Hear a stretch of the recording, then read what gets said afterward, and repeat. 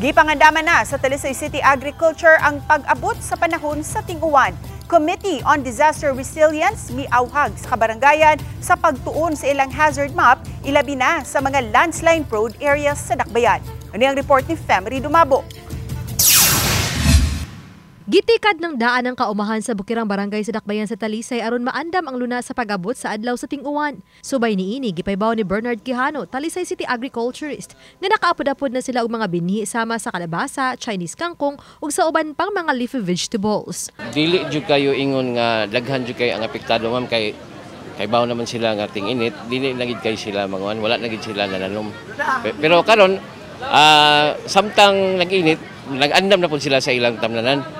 Karon daghan-daghan na po kitang nahatagan og mga planting materials sa vegetable. Andam naman ang ilang yuta, di naman sila maglimpyo. Diretso na lang sila, humok sa yuta, nga ready na gyud, pwede naman tanom na sila. Samtang nabantayan sa City Agriculture nga wala ra kaayo mapiktuhi ang pananom sa mga mag-uuma. Tungod kay ang grabing kainit sa panahon, gibaraw kini sa pagbundak sa uwan sa matag karon ug unya.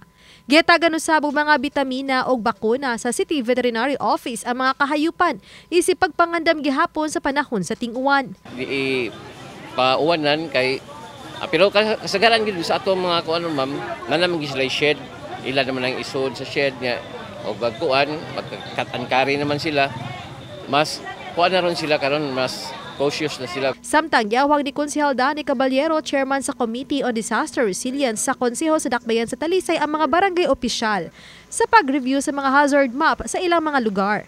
Ilabi na sa mga dapit nga kanunay bahaan ug makasinati sa pagdahili sa yuta. I would like to remind everyone, especially sa atong mga barangay officials, sa atong mountain barangays, nga kina-vigilant kita kanunay kay especially ting-uwan na unya mahangyo sa atong mga kaigsuunan nga dili sa magpatakaglabay sila basura kay mao gyud ay maka-clog up sa atong mga drainage system. Makigalayon usab sa Talisay City Disaster o sa City Toda aron makabutang og mga warning signs sa kadalanan diin sagad mag-landslide, ilabi na sa mga barangay sa Aklupan, Campo 4 ug Manipis. I-coordinate sa atong city disaster at the same time atog yung mabinantayon kita kanunay especially sa ato ang landslide prone area nato sa atong kabukiran.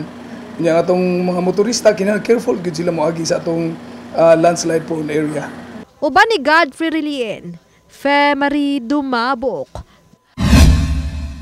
Balitang Bisdak.